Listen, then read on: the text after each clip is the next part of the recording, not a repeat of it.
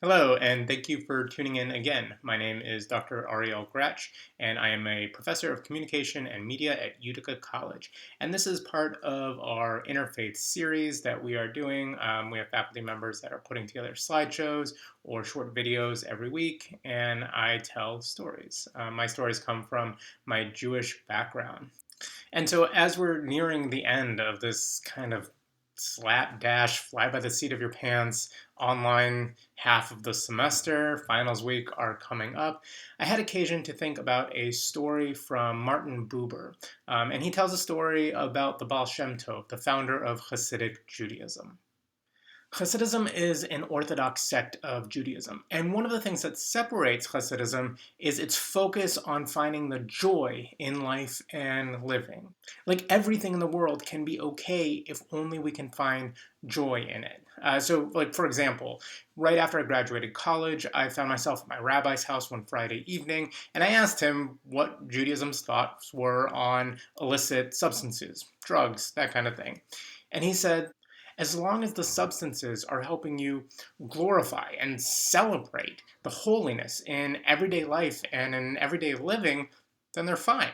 And honestly, ever since then, I've been trying to justify my caffeine habit as something in service of a higher power. But the Chassids take this really seriously. Just check out these followers of Rabbi Nachman of Breslov.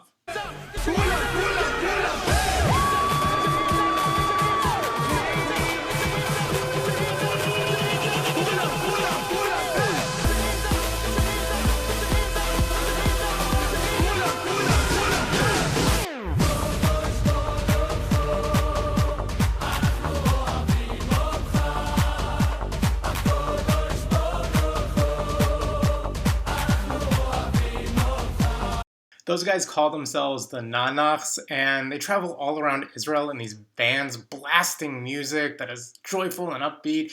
And whenever the spirit strikes them, they stop their van, they get out, and they dance, and they try to get other people to dance with them. Like when I was in Israel, I saw them outside of a market in Jerusalem. They stopped in the middle of an intersection when I was in Tel Aviv. And like the video you just watched, I once saw them at the reception of a wedding. They just showed up. And they really have no other agenda than making sure that everyone has a joyful, fun time.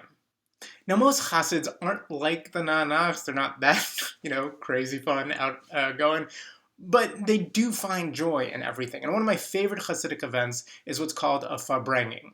Now, what a Farbrengen is a gathering. And everyone gets together in celebration to sing and pray and study and drink. And the drinking is important because drinking lowers our inhibition. So if you have a group of students and a group of teachers at a Farbrengen, and the students drink, their inhibitions are lowered and they feel more comfortable challenging their teachers. And if the teachers take a few drinks as well, then their inhibitions lower too, and they're more willing to accept the challenges that come from their students. It can be a really beautiful thing. So this brings me to my story this week. In Judaism, the Sabbath officially ends on Saturday night when you can go outside, look at the sky, and see 3 stars shining. I have fond childhood memories of sitting outside on Saturday nights with friends of mine, looking up at the sky and trying to see who can find the 3rd star first. So this story is about the Baal Shem Tov staring up at the sky. Once upon a time, the Baal Shem Tov stepped out of his house to look up at the night sky in search of 3 stars. But as he looked up, he could see nothing but clouds in the sky. He anxiously awaited the clouds to move so that he can go inside and say the joyous Havdalah prayer that officially ends the Sabbath. But the clouds would not move. So he prayed, drawing on all of his strength. He prayed for the clouds to part, and he looked up to the heavens. But the clouds were stubborn.